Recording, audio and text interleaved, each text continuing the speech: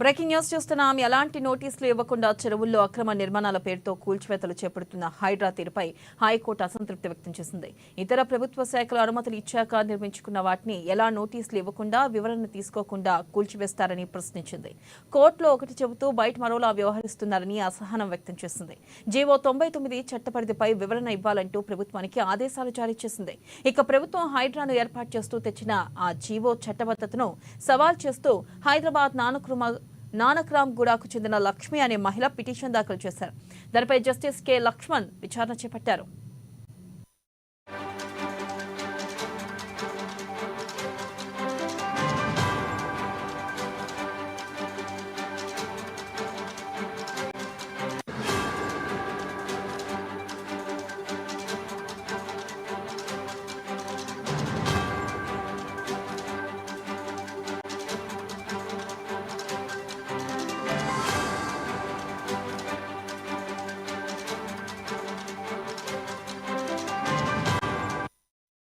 ఇక పిటిషనర్ తరపు న్యాయవాది వాదనలో వినిపిస్తూ సంగారెడ్డి జిల్లా అమీన్పూర్ మండలం ఐలాపూర్లోని సర్వే నంబర్ 119/21, 199/22లలో 19.27 ఎకరాల్లో హైడ్రా జోక్యం చేసుకోకుండా ఆదేశాలు ఇవ్వాలని కోరారు. వ్యవసాయ పరికరాలు, కూలీల విశ్రాంతి కోసం కట్టిన నిర్మాణాలను ఈ నెల 3న హైడ్రా ఎలాంటి నోటీసులు ఇవ్వకుండా ఉదయం పోలీసు బలగాలతో వచ్చి కూల్చివేసింది. ఇక హైకోర్టు మధ్యంతర ఉత్తర్వులు ఉన్నప్పటికీ పట్టించుకోలేదని వివరించారు. ప్రభుత్వం పరిపాలన పరమైన చర్యల్లో భాగంగా జీవో 99 తెచ్చిందని, ఇలాంటి ఉత్తర్వులు చట్టాలకు లోబడే ఉండాలన్నారు. చట్టాలకు విరుద్ధంగా ఇచ్చే పరిపాలన పరమైన అధికారాలు చెల్లవని, ఈ జీవో ద్వారా జీహెచ్ఎంసీ అధికారులను ప్రభుత్వం హైడ్రాకు అప్పగించిందన్నారు. అది జీహెచ్ఎంసీ చట్టానికి విరుద్ధం. ఒక చట్టం కింద ఏర్పాటైన సంస్థకే అధికారాలు ఉంటాయని, వాటిని బదలాయించాలంటే చట్టబద్ధమైన ప్రక్రియను అనుసరించాలని, ఏ చట్టం కింద ప్రభుత్వం హైడ్రాను అపరిమిత అధికారులను అప్పగించిందో తెలియడం లేదని వివరించారు.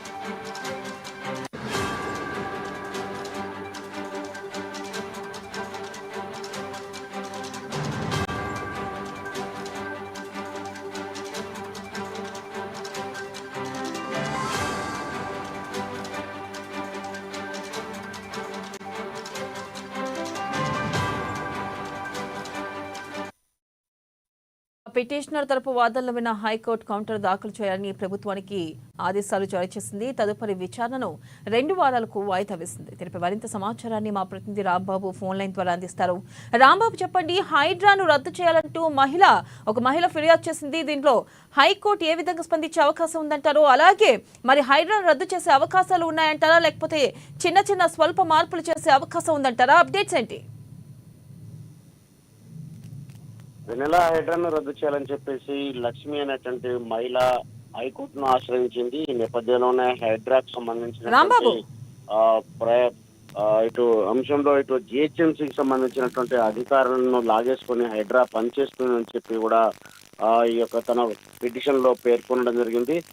హైడ్రా ఈ కూల్చివేతలకు సంబంధించినటువంటి అంశంలో వెనక్కి తగ్గాలని చెప్పేసి పూర్తిగా దాన్ని రద్దు చేయాలని చెప్పి కూడా లక్ష్మి అనేటువంటి మహిళా హైకోర్టును ఆశ్రయించింది.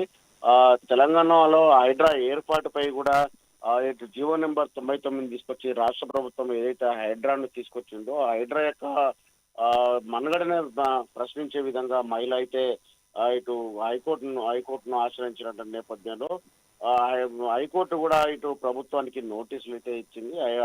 ఈ యొక్క నోటీసులపై కూడా స్పందించాలని చెప్పేసి కూడా 2 వారాల గడువు అయితే ఇచ్చింది. ఈ హైడ్రా ఇచ్చినటువంటి నోటీసులకు ప్రభుత్వం కూడా మరి సమాధానం ఇవ్వాల్సినటువంటి పరిస్థితి ఏర్పడ్డది. ప్రస్తుతం హైడ్రాను ఆల్ ఇండియా సర్వీసెస్ అధికారి కాకుండా ఉన్నటువంటి వ్యక్తి ఈ యొక్క హైడ్రాను నిర్వహిస్తున్నారని చెప్పేసి పరోక్షంగా రంగనాథ్ని ఉద్దేశించి మహిళ అయితే పేర్కొనడం జరిగింది. జిహెచ్ఎంసీకి ఉన్నటువంటి విచక్షణ అధికారులను మొత్తం కూడా హైడ్రాకి ఇవ్వడం సరికాదని కూడా పిటిషనర్ హైకోర్టుకు తెలిపినటువంటి పరిస్థితి ఉన్నది. జిహెచ్ఎంసీ యాక్ట్ ప్రకారం జిహెచ్ఎంసీకి ఉన్నటువంటి అధికారాలను మరొక అథారిటీకి ఏ విధంగా బదిలీ చేస్తారని, ఎందుకు ఇచ్చారని చెప్పేసి కూడా దీనిపైన ఇవ్వకూడదని కూడా మహిళ హైకోర్టు దృష్టికి తీసుకొచ్చారు. ఇటు హైడ్రా ఏర్పాటు నిబంధనలకు విరుద్ధంగా జరిగిందని పిటిషనర్ పేర్కొన్నది. ఈ యొక్క జీవో నెంబర్ 99 ప్రభుత్వం తీసుకొచ్చింది. ఈ యొక్క తీసుకొచ్చినటువంటి హైడ్రా ఎలా ఇష్టం వచ్చినట్టుగా తన యొక్క పరిధిని దాటి ముందుకెళ్లి యొక్క కూల్చివేతలు చేస్తుందని కూడా చెప్పినటువంటి నేపథ్యంలోనే హైకోర్టు మాత్రం 2 వారాల గడువు అయితే ప్రభుత్వానికి ఇచ్చింది. ఈ యొక్క ప్రభుత్వానికి నోటీసులు ఇచ్చిన నేపథ్యంలో ప్రభుత్వం దీనిపైన 2 వారాల్లో సమాధానం ఇవ్వాలని చెప్పి కూడా చెప్పినటువంటి పరిస్థితులు. మరి ప్రభుత్వం అయితే దీనిపైన 2 వారాల గడువులో సమాధానం కూడా ఇచ్చేటువంటి అవకాశం ఉంది. ఆ హైడ్రాకు సంబంధించినటువంటి ప్రభుత్వం అనేది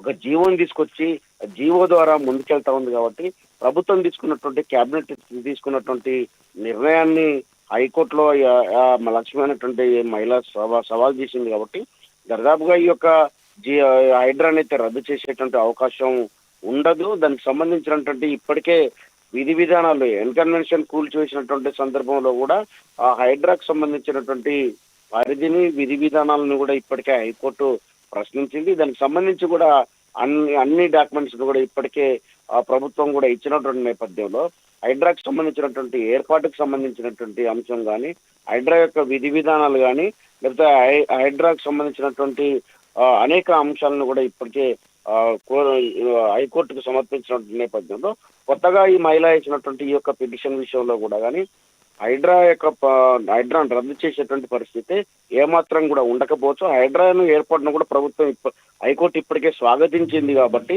హైడ్రాకు సంబంధించినటువంటి కొన్ని అంశాలలో అంటే ఇప్పటికే మొత్తం అన్ని హైడ్రా పరిధిలోకి తీసుకొచ్చినటువంటి వివిధ శాఖలను ప్రభుత్వ విపత్తు నిర్వహణ శాఖ కానీ, లేకపోతే పోలీస్ శాఖ కానీ, మున్సిపల్ శాఖ కానీ, పంచాయతీరాజ్ శాఖ, మున్సిపల్ శాఖ కానీ, రెవెన్యూ శాఖ కానీ వీటన్నిటిని కూడా హైడ్రా పరిధిలోకి తీసుకొచ్చి నడిపిస్తూ ఉన్నారు కాబట్టి ఈ అంశంలో మాత్రం దానికి సంబంధించి హైకోర్టు కొంత ప్రభుత్వాన్ని వివరణ కోరేటువంటి అవకాశం కనబడతా ఉంది.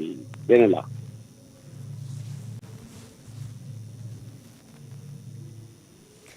అలాగే చూస్తున్నట్టయితే రాంబాబు, ప్రధానంగా ఏదైతే ఒక ఇల్లు కరెక్ట్ ఇటు ఎఫ్టీఎల్లో కానీ బఫర్ జోన్లో కానీ ఉన్నట్లయితే నోటీసులు ఇచ్చిన తర్వాత కొంతకాలం వెయిట్ చూడాల్సిందిగా కూడా ఇటు హైకోర్టు తెలిపింది. అయితే అసలుకి పిటిషనర్ ఏం చెప్తున్నారు, వారి వాదనలు కూడా వినాలి అంటూ కూడా క్లియర్గా చెప్పడం జరిగింది. ఈ నేపథ్యంలో హైడ్రా ఎందుకు ఇటు కోర్టు ఆదేశాలు జారీ చేసిన తర్వాత కూడా ధిక్కరిస్తుంది?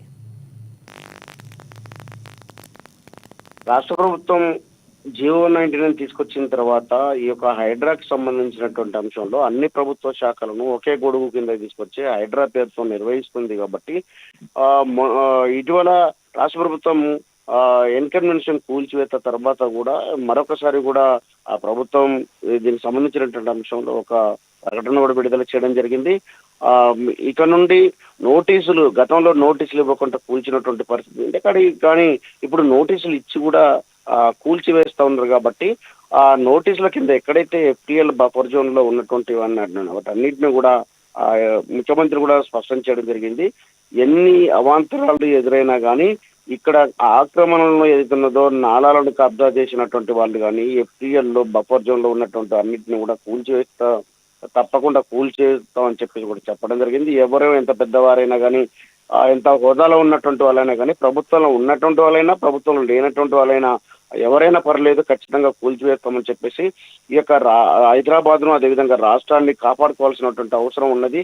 ఈ యొక్క విపత్కర పరిస్థితులు, వరద పరిస్థితులు వచ్చినప్పుడు అనేక ఇబ్బందుల్లో హైదరాబాద్ ఉంటా ఉంది కాబట్టి ఇలాంటి సందర్భంలో ప్రజలకు నష్టం జరిగేటువంటి ఏ ఒక్క దాన్ని కూడా సమర్థించేది లేదని కూడా చెప్పినటువంటి నేపథ్యంలోనే హైడ్రా నోటీసులు కూడా గతంలో నోటీసులు ఇవ్వకుండా కూల్చేసి ఇప్పుడు నోటీసులు ఇచ్చి కూల్చివేస్తా ఉన్నది కాబట్టి ఎక్కడ కూడా ఈ వివాదం తలెత్తేటువంటి అవకాశం కనబడతలేదు. వెన్నెల విషయం ఏంటంటే హైడ్రా ఇటు అక్బరుద్దీన్ ఓవైసీ డైరెక్ట్ గా చెప్పారు 12 కాలేజీలు నిర్మించాము చెరువుల్లోనే అని చెప్పి ఆయన చెప్పడం జరిగింది. కానీ ఎందుకు అక్బరుద్దీన్ మీద ఎటువంటి చర్యలు తీసుకోవడం లేదు అంటూ కూడా ఇటు ప్రతిపక్షాలు కూడా ప్రశ్నించడం జరుగుతుంది. అసలు ప్రభుత్వం ఈ విషయంలో ఎందుకు జాప్యం చేస్తుందంటారు? అక్బరుద్దీనే కానీ, లేకపోతే మల్లారెడ్డి కానీ, లేకపోతే పల్లా రాజేశ్వర రెడ్డి కానీ ఎవరి అయినా కూల్చివేత తప్పదని కూడా స్పష్టం చేయడం జరిగింది ప్రభుత్వం. అక్బరుద్దీన్కి స్వయంగా చెప్పడం జరిగింది. హైడ్రా కూడా చెప్పినటువంటి పరిస్థితి 40,000 మంది విద్యార్థులు ఎడ్యుకేషన్ సంబంధించినటువంటి అంశం కాబట్టి ఇప్పటికిప్పుడు 40,000 మందిని తరలించడం సాధ్యం కాదు కాబట్టి దీనికి వాళ్ళకు నోటీసులు ఇవ్వడం జరిగింది.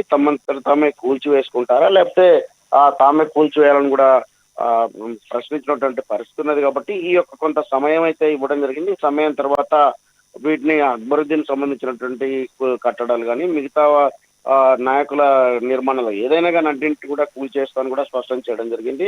విపక్షాలు దీనిపైన ప్రశ్నించగానే విపక్షాలకు కూడా అర్థమయ్యాలనే ప్రభుత్వం అయితే దీనికి సంబంధించి కూల్చివేత తప్పదని కూడా స్పష్టం చేయడం జరిగింది.